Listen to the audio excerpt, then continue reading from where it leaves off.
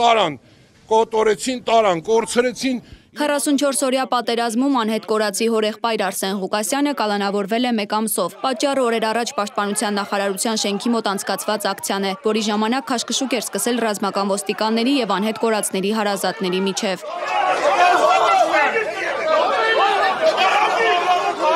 Հարազատները պահանջել էին հանդիպում գլխավոր շտաբի պետ Էդվարդ Ասրյանի եւ Արցախի պաշտպանության բանակի նախկին հրամանատար, այժմ պաշտպանության նախարարի խորհրդական Կամո Վարդանյանի հետ։ Էդվարդ Ասրյանը բավականին ուշ է հանդիպել հավաքվածներին, պատճառաբանելով, թե տեղյակ չի եղել նախատեսված հանդիպման մասին։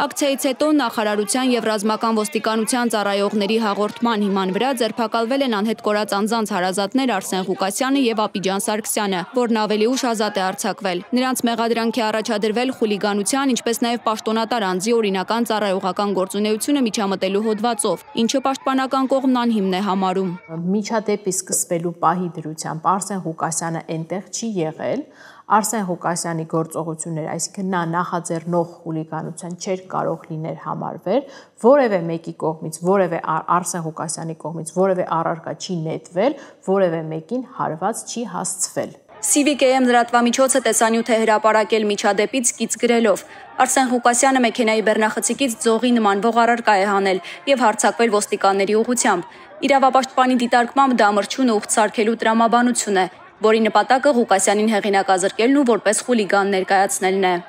Իր անձնական օգտագործման ձեռնափայտը վերավորակել են, դարձրել են, ուռճացրել են որպես էլ մետաղական ձող, էլ մահակ, փորձելով ինչ-որ հանրային վտանգավորություն հաղորդել են մարդուն, ով որ 5 տարի շարունակ նույն հարցով անհարմար հարցադրումներ է